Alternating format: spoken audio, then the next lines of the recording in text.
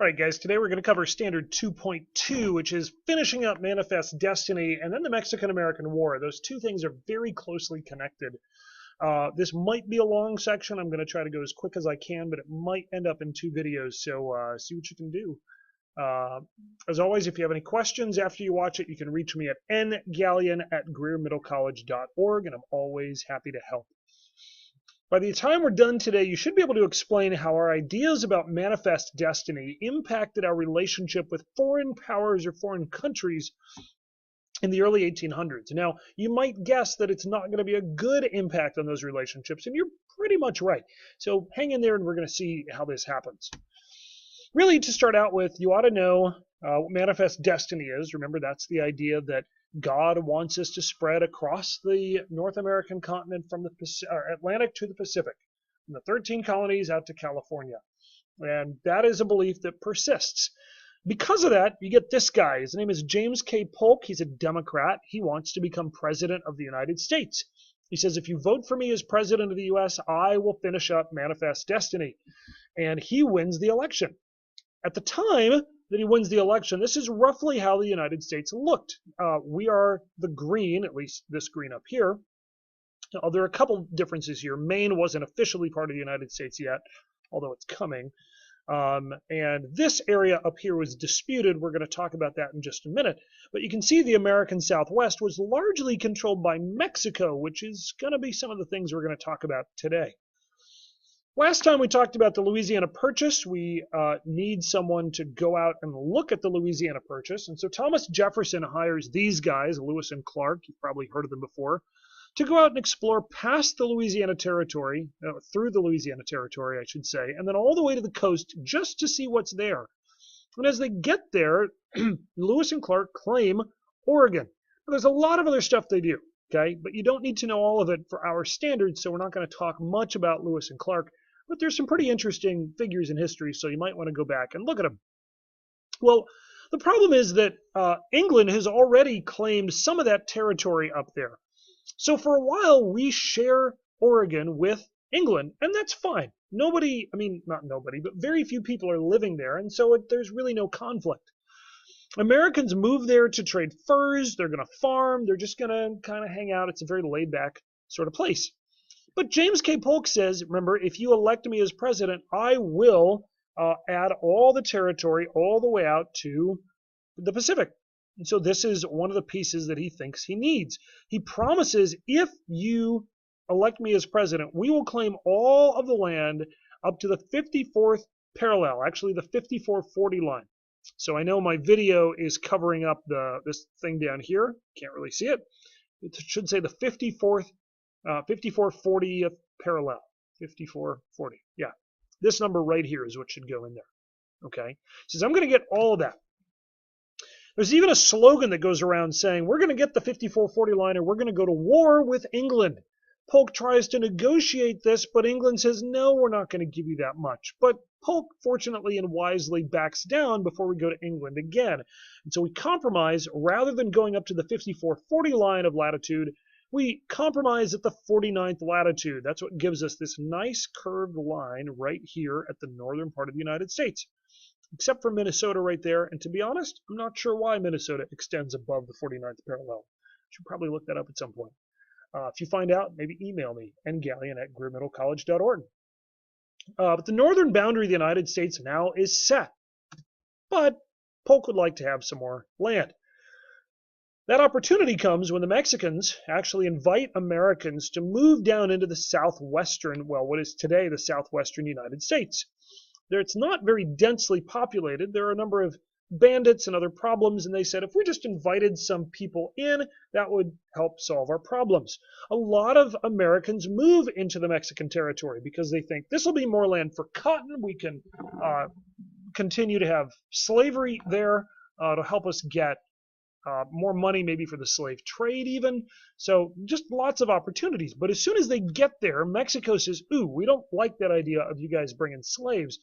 And so Mexico outlaws slavery. Texas, the Texans don't like this. They think it's their right to have slaves, and so they fight against Mexico to gain independence, and they win. Mexico doesn't recognize them as independent. They say, no, you're still ours. Texas doesn't operate under Mexico's laws anymore, but because of that, we don't annex Texas into the United States. It doesn't become a state right away. So for a long time, Texas uses this flag, and they call themselves the Lone Star State. They're actually their own country for a number of years. It's going to be 9 years, actually, before they get annexed. Part of the problem is that Mexico doesn't realize that or recognize them. There's one other issue, though, with adding Texas to the United States, and that is that Texas would have entered as a slave state. Now, this is the beginning of an idea that's really important. You got to get this because it'll help you understand some of the conflict that's going to happen over the next few years. If we added one more slave state to the Union without also adding a free state, that would mess up the balance in Congress of slave states to free states. That would mean that the slave states would be able to win every vote that had to do with slavery, and the North couldn't.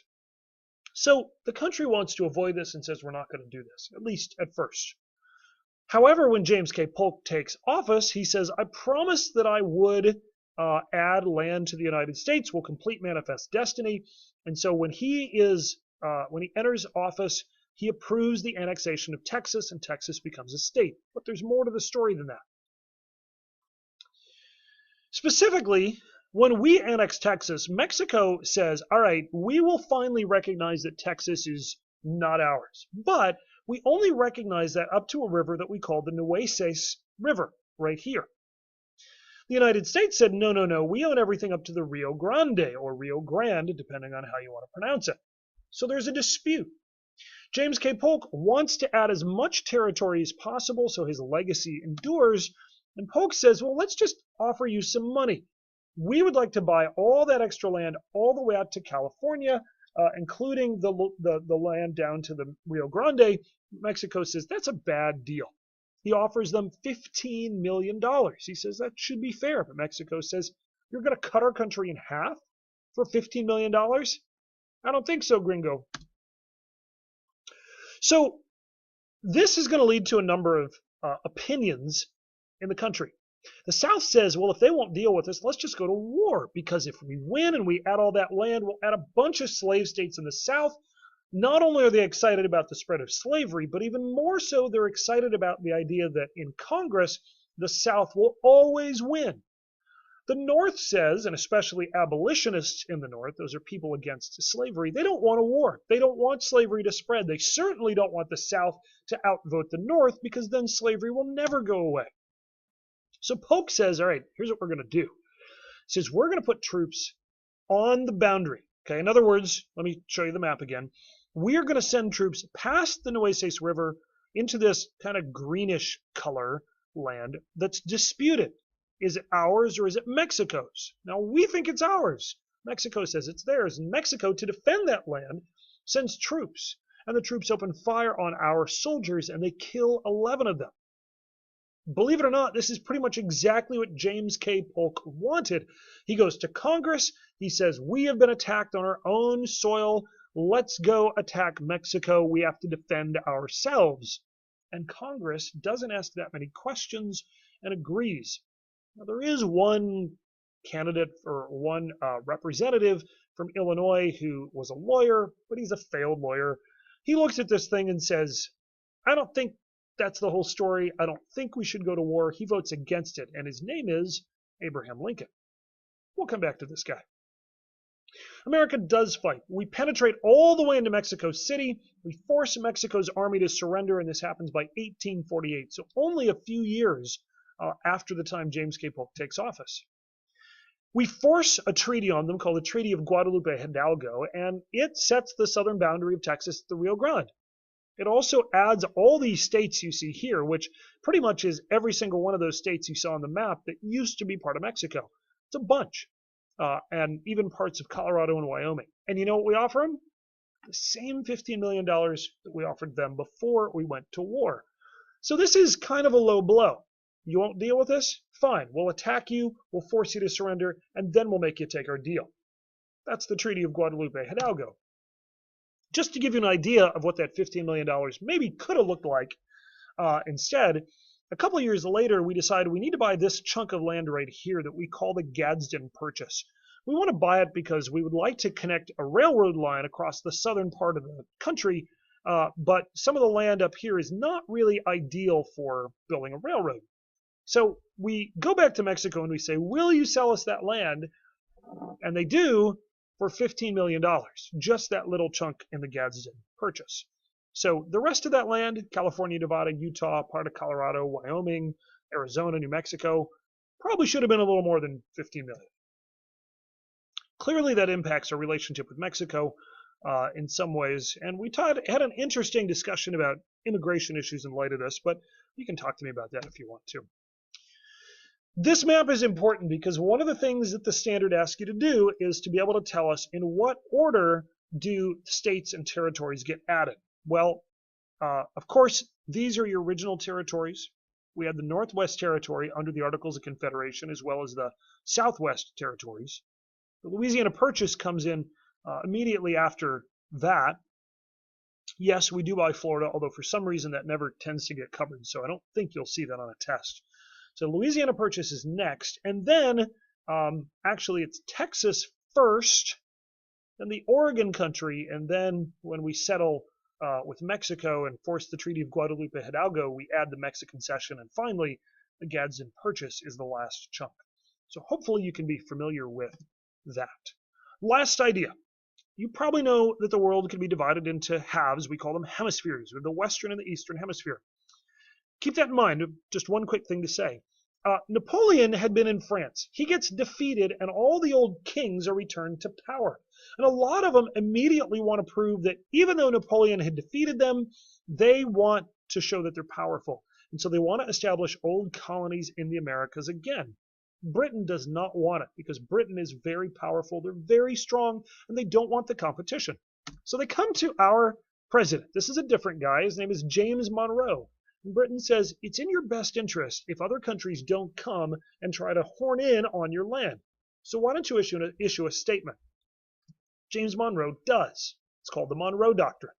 The Monroe Doctrine, simply defined, is when we told Europeans to stop colonizing the Western Hemisphere. We say the Eastern Hemisphere, where you guys are from, that's Europe and Asia, you can do all you want to with that. We're not going to put up a fight. But stop sending people over here because we're not interested in you being here.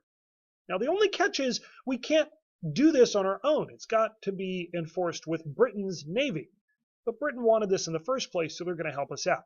Now, this seems a little bit odd, but we're going to come back to this. Okay, it won't be for a little while, but this is the same time period. We are trying to expand. We don't want any other countries coming and claiming what we think is rightfully our God-given territory. So that's where the Monroe Doctrine comes in. We did a ticket out the door. You don't need to do it, so I think you're in good shape, and we got done a little quicker than I thought we would. So if you have any questions, as always, email me, ngallion@greermiddlecollege.org. I'm always happy to help you. Hope this is helpful to you. See you soon.